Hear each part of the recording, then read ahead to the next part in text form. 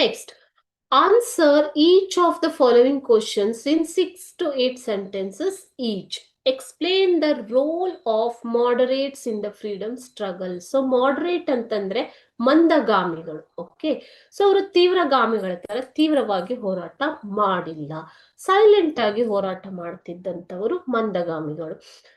ಈ ಕ್ವಶನ್ ನಿಮ್ಗೆ April 2017, 2021 September, 2020 March, sorry 20 April 2017 and 2021, September 2020, March 2022 ನಲ್ಲಿ ಕೇಳಿರುವಂತಹ ಪ್ರಶ್ನೆ ಇದು. Who are the moderators, explain their method of struggle ಅಂತ ಹೇಳಿದ್ದಾರೆ. ಸೊ ಅವ್ರು ಯಾವ ತರ ಹೋರಾಟವನ್ನ ಮಾಡಿದರು ಅಂತ ನೀವು ಎಕ್ಸ್ಪ್ಲೇನ್ ಮಾಡಬೇಕು. ಓಕೆನಾ? Will see the answer now.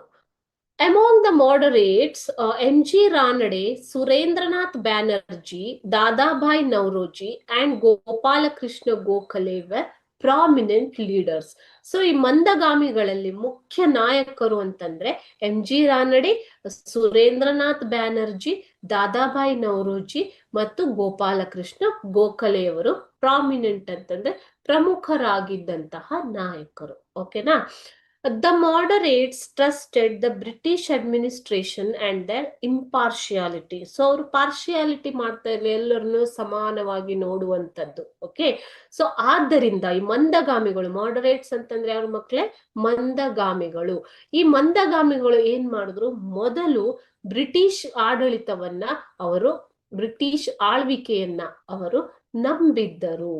Okay, so ಅಂದ್ರೆ ಅವರು ಯಾರ ಜೊತೆಗೂ ಪಾರ್ಶಿಯಾಲಿಟಿ, ಭೇದ ಭಾವ ಮಾಡದೇ ಇರುವಂತಹ ಆಡಳಿತವನ್ನ, ಅದರ ಮೇಲೆ ನಂಬಿಕೆಯನ್ನು ಅವರು ಇಟ್ಟಿದ್ದರು. They used to place their requests and appeals before the government within the constitutional framework. So whatever the British government had the constitutional framework, within that rules and regulations only, these moderates, they used to place their request and appeals. So British government ಎದುರಿಗೆ, British ಸರ್ಕಾರದ ಎದುರಿಗೆ ತಮ್ಮ ಮನವಿಗಳನ್ನ ಮತ್ತು ತಮ್ಮ ಒಂದು ಅಪೀಲನ್ನ, ಬೇಡಿಕೆಗಳನ್ನ ಇಡುವುದರ ಮೂಲಕ ಅವರು ಹೋರಾಟವನ್ನ ಮಾಡ್ತಾ ಇದ್ರು. Okay, so their way of freedom struggle was like that. They used to place their request, whatever the demand request was there, they used to place an appeal before the government within the rules and regulations, constitutional frameworks. Okay, the moderates taught people about political situations. ರಾಜಕೀಯ ಪರಿಸ್ಥಿತಿಗಳ ಬಗ್ಗೆ ಜನರಿಗೆ ಒಂದು ತಿಳುವಳಿಕೆಯನ್ನ ಈ moderates, ಮಂದಗಾಮಿಗಳು ಕೊಡಲು ಪ್ರಯತ್ನಿಸಿದರು.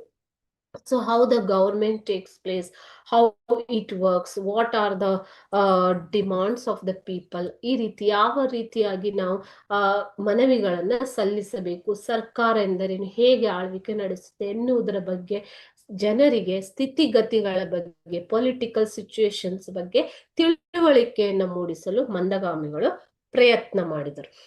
They conducted meetings, discussed problems, and placed before the government various requests related to development of industries, reduction of military expenses, improvement in educational standards, forcing the British government to take up studies about poverty in the country, etc.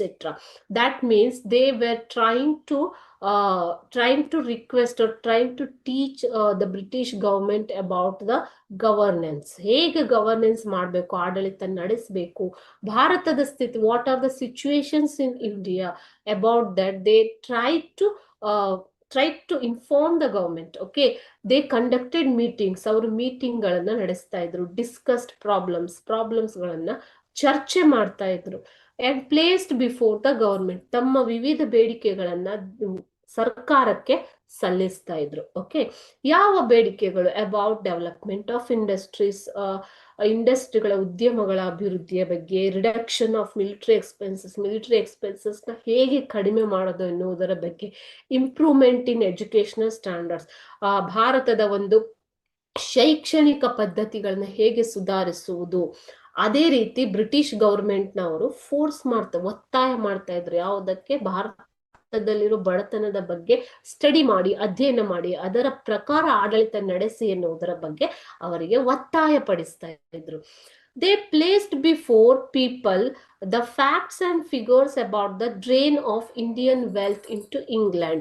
So ಭಾರತದ ಸಂಪತ್ತು ಹೇಗೆ ಹರಿದು ಹೋಗ್ತಾ ಇದೆ ಇಂಗ್ಲೆಂಡ್ಗೆ ಅನ್ನುವುದರ ಬಗ್ಗೆನೂ ಕೂಡ ಅವರು ಭಾರತೀಯರಿಗೆ ಫ್ಯಾಕ್ಟ್ ಅಂಡ್ ಫಿಗರ್ಸ್ ಮೂಲಕ, ಅಂಕಿ ಅಂಶಗಳ ಮೂಲಕ ಮಾಹಿತಿಯನ್ನ ಕೊಡುವುದಕ್ಕೆ ಟ್ರೈ ಮಾಡ್ತಾರೆ. ಓಕೆ, ಫ್ಯಾಕ್ಟ್ ಅಂಡ್ ಫಿಗರ್ಸ್ ಅಂದ್ರೇನು ಮಕ್ಕಳೇ? ಅಂಕಿ ಮತ್ತು ಅಂಶಗಳ ಮೂಲಕ, ದಾಖಲೆಗಳ ಮೂಲಕ ಹೇಗೆ ಭಾರತದ ಸಂಪತ್ತು ಬ್ರಿಟಿಷರಿಗೆ ಅಥವಾ ಇಂಗ್ಲೆಂಡ್ಗೆ ಹರಿದು ಹೋಗ್ತಾ ಇದೆ ಅನ್ನೋದರ ಬಗ್ಗೆ ತಿಳುವಳಿಕೆ ಕೂಡ ಮೂಡಿಸಿದರು.